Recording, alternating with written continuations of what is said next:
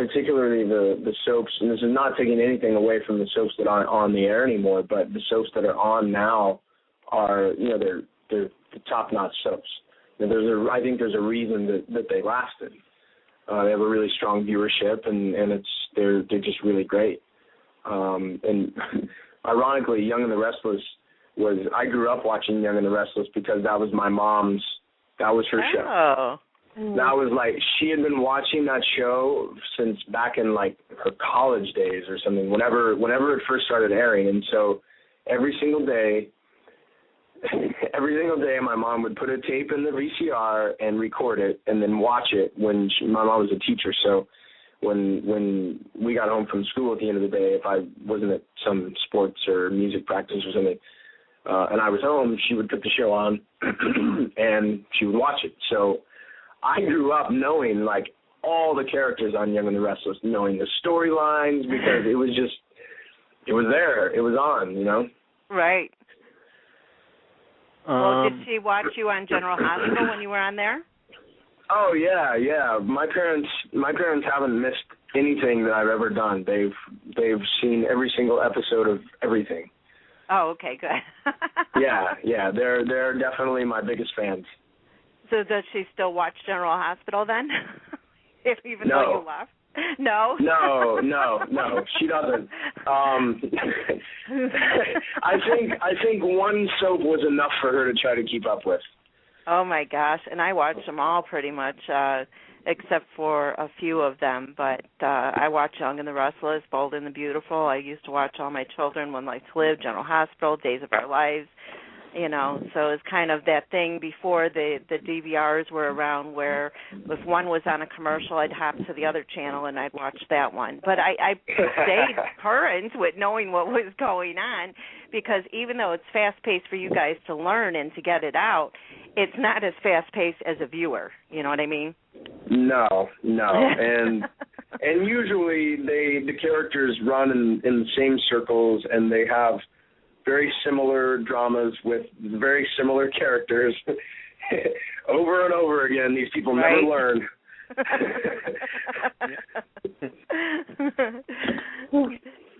David, you had a question? Yes. From between drama and comedy, which do you prefer to do more, and why?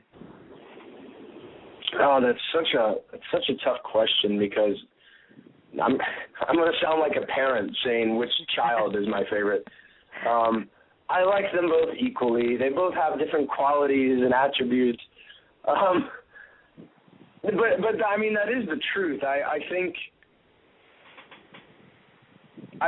really, what I really long to do the most is great drama, great storytelling in the filmic vein, because that's really, as a viewer and just as a person, that's what I really connect with the most. When I go to movies, what I connect with is the story and is the humanity behind it, the human condition, and that's present in drama, whereas it's not with comedy as much.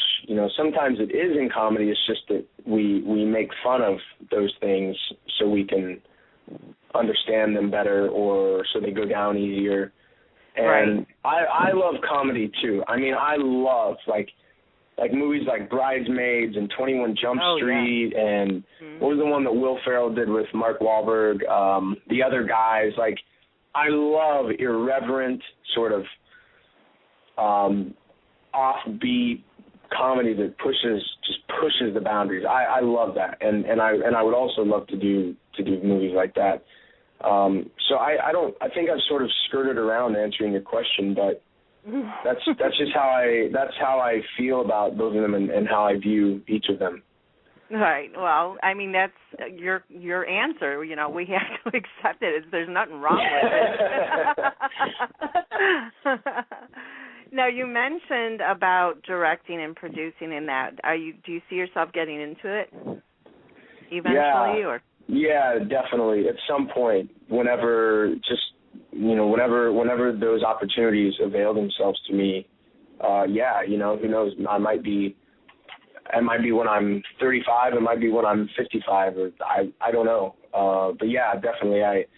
I really want to learn the other side of the business in terms of producing, just because I think as an actor, that just makes me so much more valuable, and it also makes me, it gives me more power in a sense, and I don't mean the abuse of power. It just, you know, right. Actors who are also producers have much more leverage in their careers, and to be able to have the opportunity to greenlight projects or help develop and help co-create projects that I really am passionate about and that I would love to see be made, whether they're a tiny little independent movie, a short film, whatever, you know, that's great, and I'd love to be in the position to have that privilege. Yeah, you always have to keep learning, and there's always something else that you can learn in the business, and you know, that way you'll always be working. That's another plus. That is definitely another plus, and I think there's a lot of actors who finally got fed up, and I don't know if I would say a lot, but there's definitely actors who sort of got fed up with not having the opportunities that they wanted and just started creating their own material and content, and lo and behold, that content got made. And right. And you know, so they sort of paved the way for their own careers, and you know, I really look up to people who have done that. It's quite impressive to me. Exactly. Yeah, they're multi-talented for sure. David, you had a question? Yeah, I did. Put yourself in the director's chair. Who would you cast as Ryan-Carnes in your autobiography? Oh, my gosh.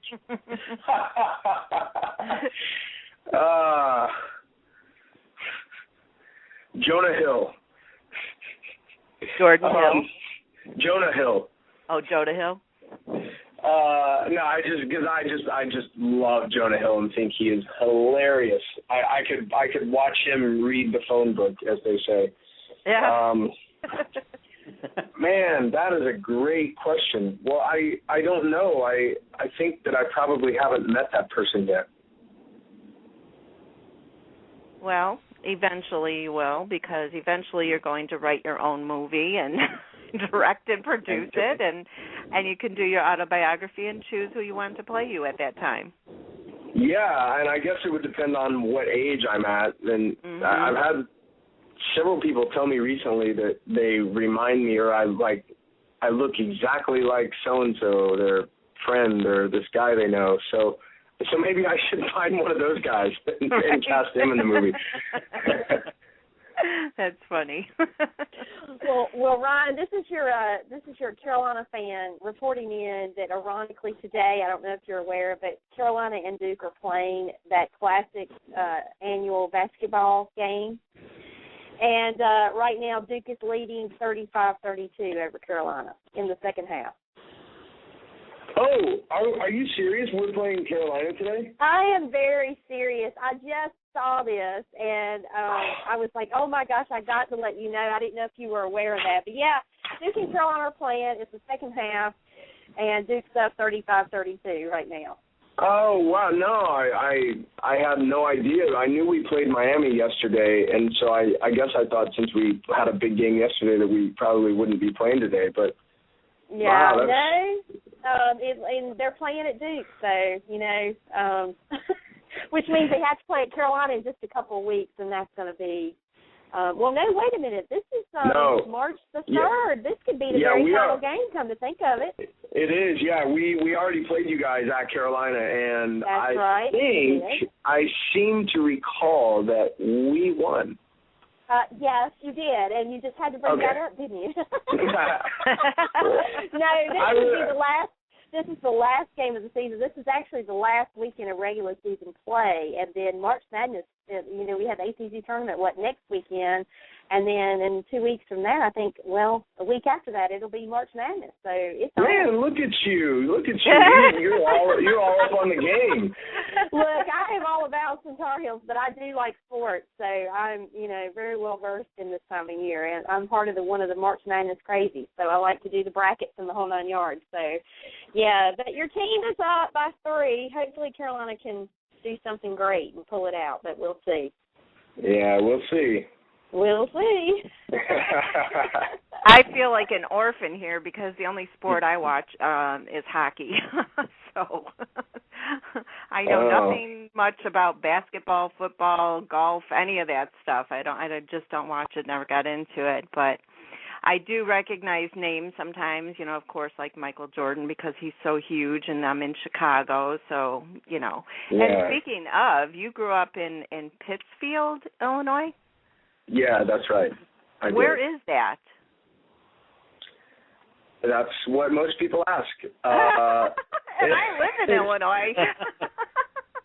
Okay, so Pittsfield is, if you were to draw pretty much a straight line west, about 70 miles from Springfield, Illinois. Pittsfield is right there off of, it's about 6 miles south of I-72, in between Springfield and Quincy. Okay. And it's a town of 4,000 people. When I was growing up, I think we had all of 3, maybe 4 stoplights. Now there's a couple more. Oh my gosh. It's kind of a little dot on the map. But a lot of people who have done a lot of driving through the Midwest actually have heard of Pittsfield because it is kind of a major intersection of major state and U.S. highways, like Highway 54, Highway 107, I think converge right in Pittsfield. And so before there was the interstate, before there was 72, in order to get from a certain part of Missouri to a certain part of Illinois or beyond, you had to go through Pittsfield. If you were just taking regular highways. I've been to Missouri and a few other states down that way, but maybe I just didn't pay attention to Pittsfield. I'm sorry. Well, yeah, you could have been through it and not really remembered. You could, because it's pretty small.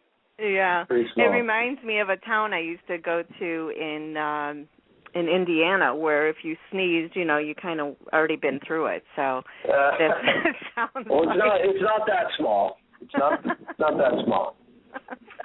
And their daily fun out there was to drive from one end of the town to the other, which didn't take very long because they all had these sports cars, and then hang out at the Piggly Wiggly parking lot and talk about their cars and stuff like that. So that sounds. That sounds. Reminds me of. That's pretty close.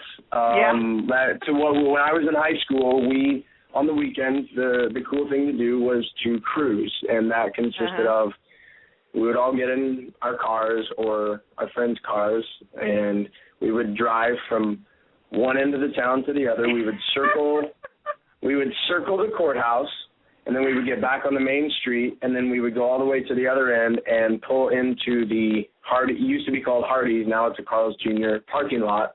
Drive through the park, go in the in and come out the out, and do it all over again. And then if we saw people that we wanted to talk to in a parking lot, we'd pull over and pull in that parking lot and hang out. That was pretty much it. Oh my gosh! Yeah. Have you ever heard of Winamac, Indiana? No, I haven't. Oh, okay. Well, that's where I used to go. My best friend in high school, her sister and her grandmother lived out there, so she spent a lot of time there in the summer. And every now and again, I would go with her for the weekend, and that's what we would do. And me being from Chicago and going there was such a culture. Shock. But eventually, of course, I got used to it. But her sister or her grandmother would cook dinner, and I would never eat the meat because, they lived on farms, and I thought, oh, my God, I probably looked at that cow today or that chicken or something. They would laugh at me. They thought it was hysterical. But I just couldn't do it. so I'd eat the vegetables, or I'd eat pasta with marinara or something. So were you actually a vegetarian, or you just didn't eat meat when you went there? Just there. I don't eat a lot of meat now.